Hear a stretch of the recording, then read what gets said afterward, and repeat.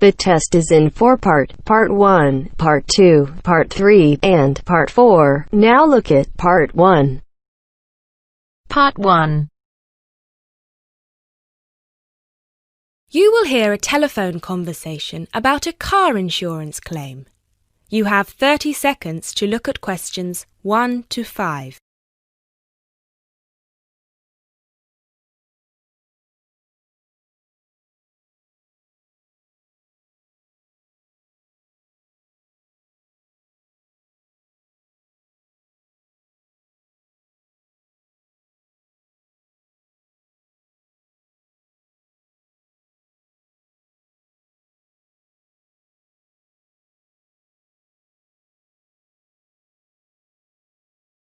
Good afternoon. Watto Insurance. This is Janet speaking. How may I help you? Yes, hello. I would like to make a claim on my car insurance, please. Certainly, sir. First of all, I'd like to inform you that all of our calls are recorded for monitoring and training purposes. Is that okay? That's okay. Could you please tell me your full name? Sure, it's Mr. Bennett Fisher. Okay, sorry, how do you spell your surname? It's spelled Fischer. Great, thank you. I see that you have taken out a third-party fire and theft premium with us on a 2013 light blue Volkswagen Passat. Is that okay? Yes, well, almost. The colour is not light blue, it's light green. Okay, thank you for updating your information with us. What is the nature of your claim with us today? Last weekend, I had driven up to York on business and left my car in a monitored car park. However, it was only monitored until 8 p.m, and I did not return to collect it until 9:30 p.m, after which no car park staff were present. When I arrived at the car park, my car wasn't there. It must have been stolen. I see. Were there any valuable items left in your car which could have been seen from outside? Well, I had recently bought quite an expensive radio for my car, but the front panel is detachable, and I always stow it in my glove compartment. So, no, there wouldn't have been anything valuable on display.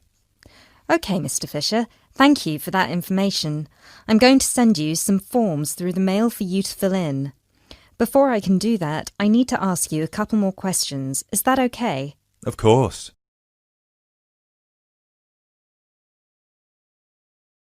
You now have 30 seconds to look at questions 6 to 10.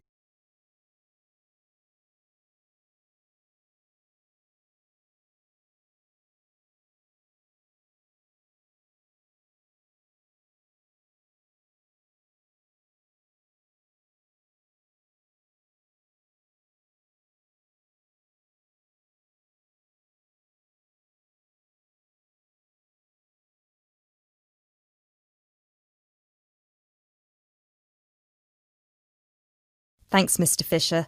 First of all, could you let me know your policy number, please? Of course. I have it right here. It's G34C245. G34C245. Thanks. And the type of claim?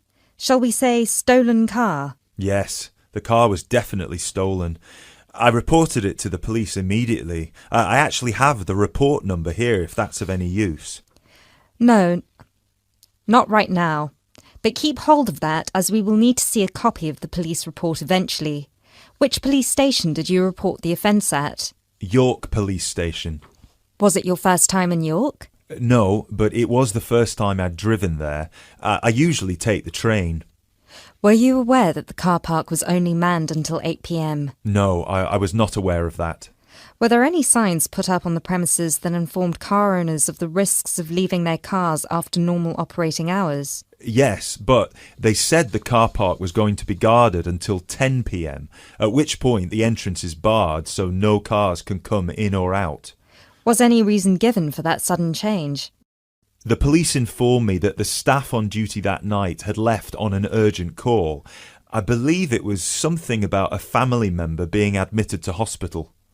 Were there any personal items left in your car? Yes, first of all, there was the car radio I mentioned before. Ah, yes, of course. Anything else? Just some CDs and an old jacket. Right. Thank you, Mr. Fisher. I have everything I need for now and will send these forms out to you shortly. When you get them, please fill them out with as much information as you can, and where possible, include copies of any relevant documents to support your claim, such as police reports and registration details. Once you have returned that to us, we can then start to assess whether you will be eligible to receive compensation. Do you have any further questions for me today? No, that's all. Thanks for your help.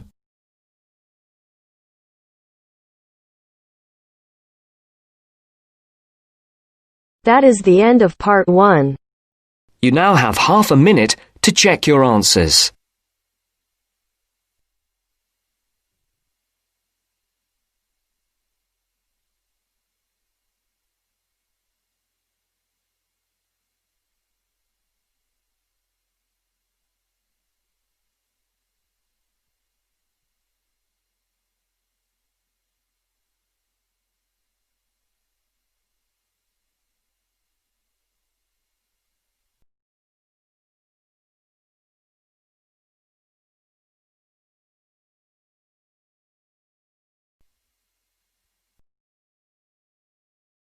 Now turns to part 2. Part 2. You will hear a talk about the history of a poetry award. You have 30 seconds to look at questions 11 to 15.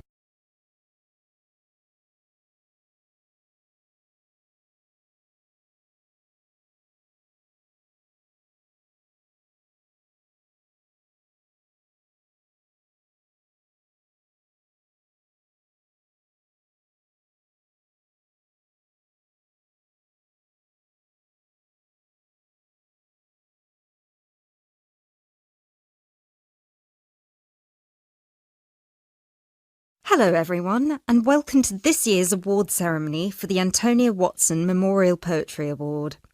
As with previous years, the competition has been particularly fierce and we received numerous excellent entries, so it's an incredible achievement for our 3 finalists who are sitting here amongst you, and we should congratulate them all. However, as with every competition, there can unfortunately only be one winner, and we will be announcing them shortly. Before we do, though, a few words about the award itself. As most of you know, the Antonia Watson Memorial Poetry Award has been presented annually since 2010 and was presented biannually for 2 more competitions prior, once in 2008 and once in 2006. It is entirely funded by Antonia Watson's very generous parents, who offer £1,500 to the author of the best poem on a topic announced at each previous award ceremony, as well as £500 to the first runner-up and £250 to the second, bringing the total up to £2,250. Now, a few words on Antonia Watson herself, without whom none of us would be standing here today.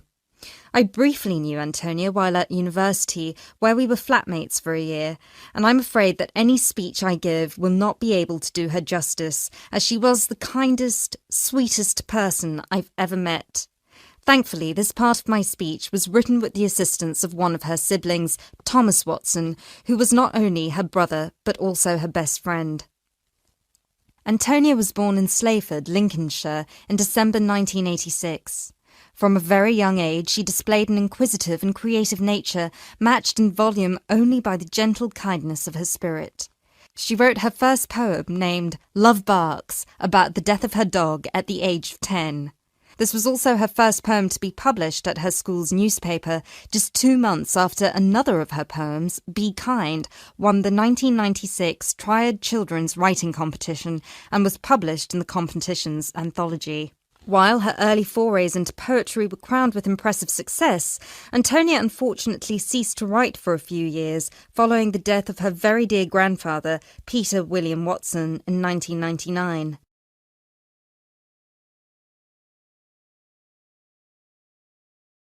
You now have 30 seconds to look at questions 16 to 20.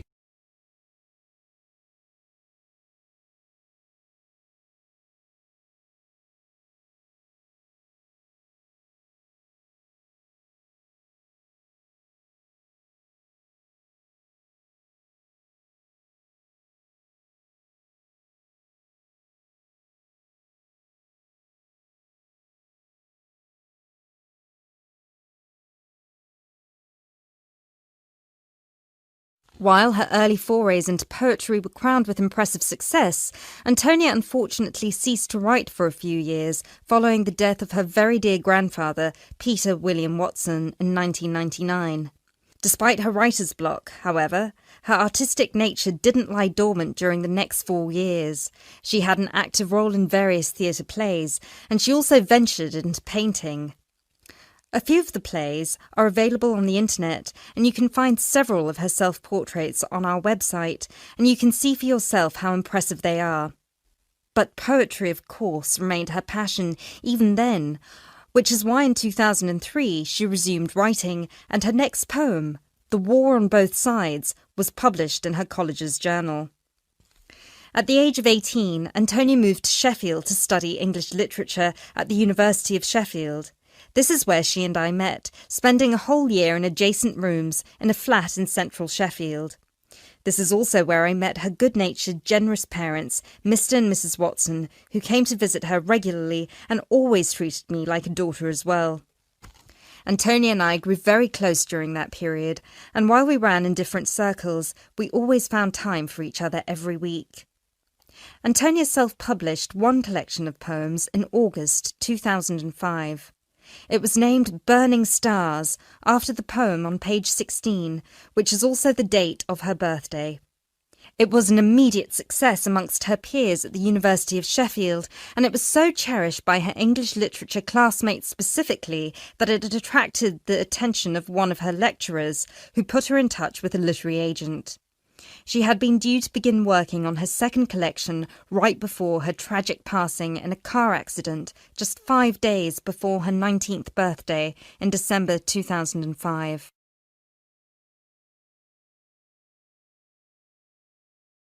Antonia was always interested in societal shifts and how they affect humanity as well as the environment, and this award was designed to reflect her faith that regardless of what we do, we are all inherently good. With this in mind, all of the topics this competition has dealt with have been about the potential and the positive side of humanity, such as this year's Young Love theme or last year's Inner Power theme. We've had poems about personal strength, about immigration, about gender equality and peaceful protest. And hopefully in 12 months, the poems we'll be awarding will be just as inspiring with the topic of poverty. I know Antonia would be really proud of what her parents and what all of you together have achieved. So, finally, let's get on with the actual award.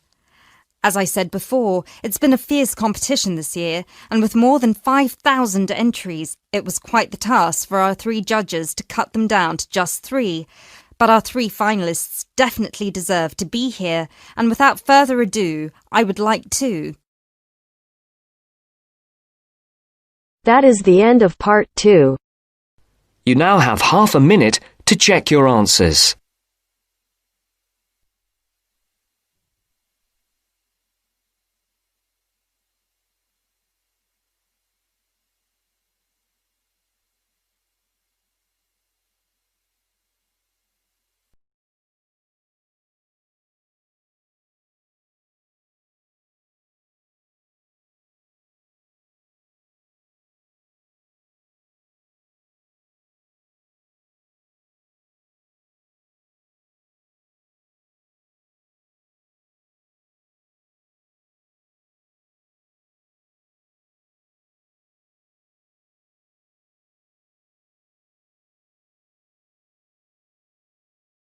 Now turns to part 3.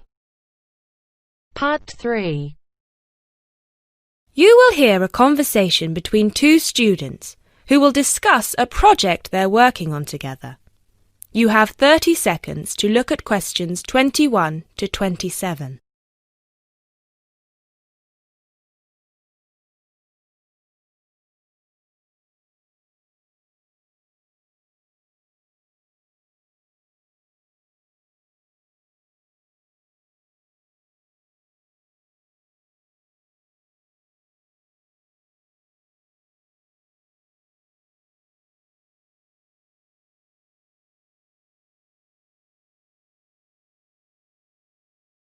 Hey Jess, glad you could make it. We've got a lot to discuss. Hi, Matt. Yes, sorry I'm a bit late. I did bring all my notes with me. Yes, me too. Where shall we start? Well, I think it would be a good idea to clarify our objectives just one more time. Yes, good idea. Okay, here we are. We need to record, photograph, and identify the plant species in 10 1-square-meter plots. Does it say anything about where these plots should be and how they should be laid out? Ah, here it is. It says that all the plots need to be no more than 10 meters apart. And how do we choose them? Ah, this is the fun part. I remember this. Here we are. Make a 1-meter square frame using bamboo sticks available from the department stores. Yes, we've already done that. I know, I'm just reading the whole section. Okay. One person stands roughly in the middle of the chosen area and throws the frame. The other person uses a tape to mark out the square where the frame landed and returns frame to thrower. The thrower then turns a few degrees on the spot and throws again. The thrower must turn slightly after each throw and vary the force of the throw until after the 10th throw they are pointing in almost the same direction as the first. That sounds a bit complicated. That's only because it's all in writing. It's just a simple throw, turn, throw, turn, throw, turn until we have 10 squares. And I guess you want to do the throwing. Well, if you don't mind. I'm sure you'll be more accurate at marking the squares. Yes, I am sure I am, and I'm sure you've got a stronger throwing arm.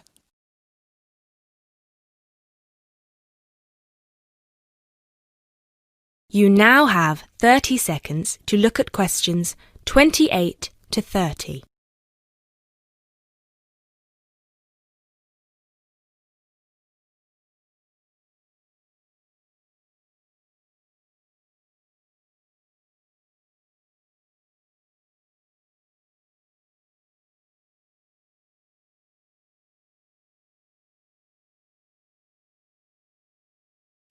Okay, good. We've got that sorted.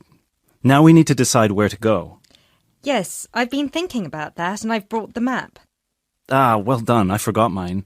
Now, I've identified 3 possible locations, but they've all got some disadvantages. Okay, fire away.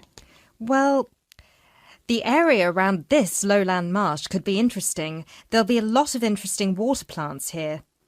Looks good, but what's the problem? Mainly that it's already a designated nature reserve, and I think there's already been a lot of research done here. Ah, I see. Well, I'd rather do something that's new and can be useful. I agree. That's why I identified this area further west. See, here, behind the beach. Oh, yes, I see. That area there, where it's flat, but quite high. Exactly. If you look a bit further inland, you'll see that there are hills which will protect that area from strong north winds. I see. Excellent.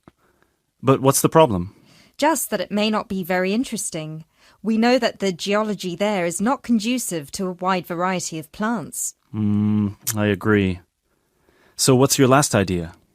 Well, I think this one is a bit of a winner, although I did want to show you the other 2. Look up here, on the north coast. Where? See this bay? Well, I know that there's been quite a lot of studies done here, but a bit further to the east, behind this headland. No one has ever looked at that. Well, I certainly couldn't see any studies. That is interesting. And the plant life could be a bit different because of the shelter from the wind the headland provides. Exactly. Brilliant, Jessica. That's a great idea. We'll go there. Thanks. Now all we have to decide is when is a good time. Well...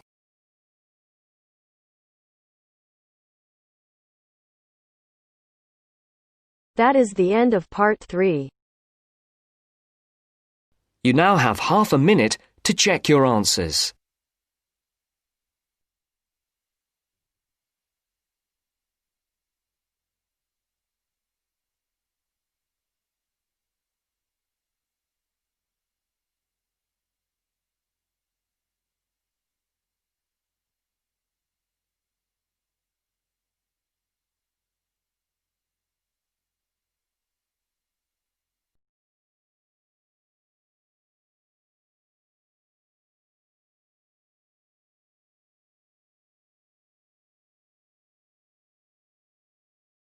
Now turns to Part 4. Part 4.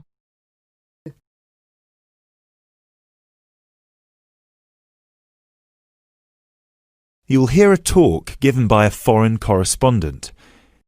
First, you have some time to look at questions 31 to 40.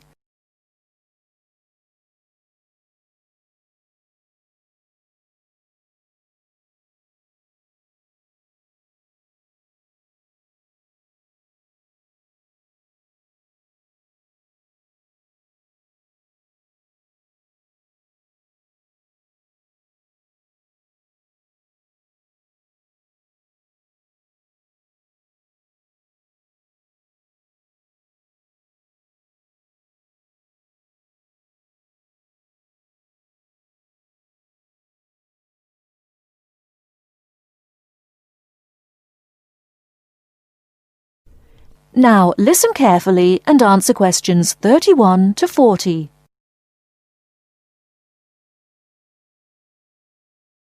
Good evening. As I assume most of you are already aware, I have been asked to come here and talk to you, essentially give you a quick overview of the life of a foreign correspondent, along with a few tips on how to become a successful international reporter yourself, should this be a career choice you elect to pursue. So let me start by this. Don't become a foreign correspondent, at least not due to the romantic notions that come attached to this job, or what you've seen in the movies. Being a foreign correspondent does not mean exotic adventures. It doesn't mean finding yourself at the heart of the action and putting yourself in danger to inform the world. Let me just tell you this. 80 journalists are killed each year in the line of duty. Many more find themselves in prison or are attacked. You need to think hard. Is this the sort of career I want? Is this the kind of reporting I'm interested in? And only after you've carefully considered all the pros and cons should you decide. But let's focus on those of you who believe that, yes, you've got what it takes to be a foreign correspondent, and this is definitely why you decided to study journalism here. You're all third-year students, which means I don't need to waste my time telling you the basics. Of course, you need to read a lot. Books, novels, newspapers, blogs, and of course you need to be acceptably proficient in various media skills.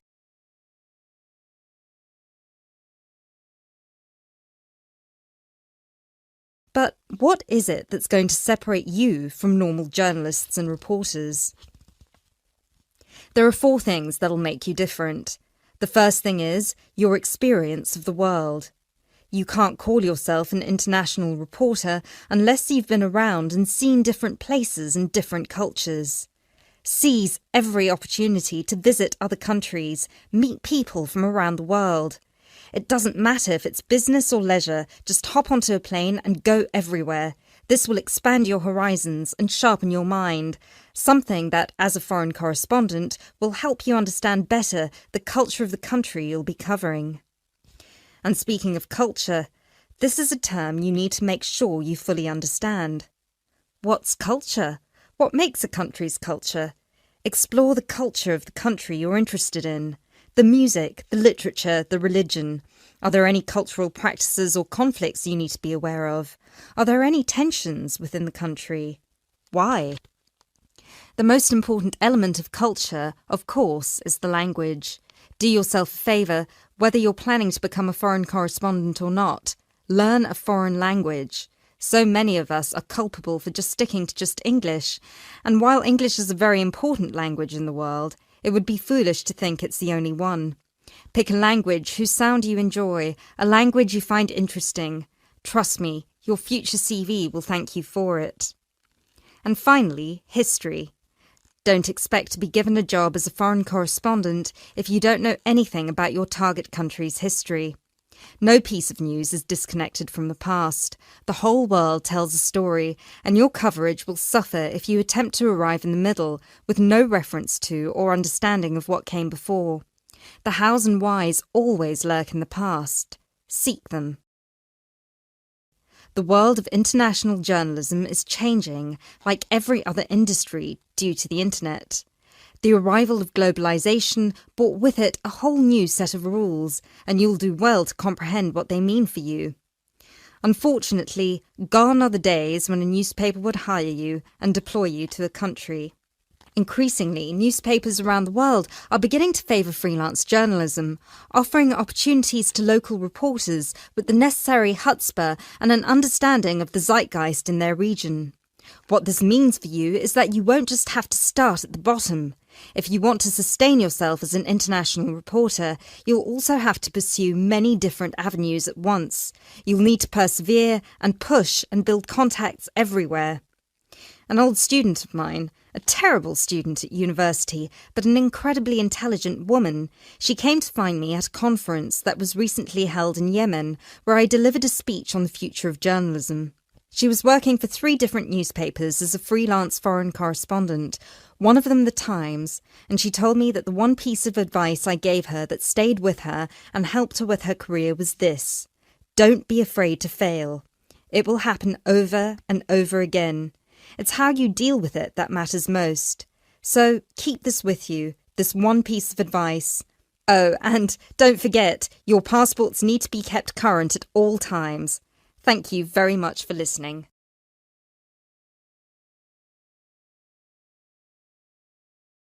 That is the end of part 4. You now have half a minute to check your answers.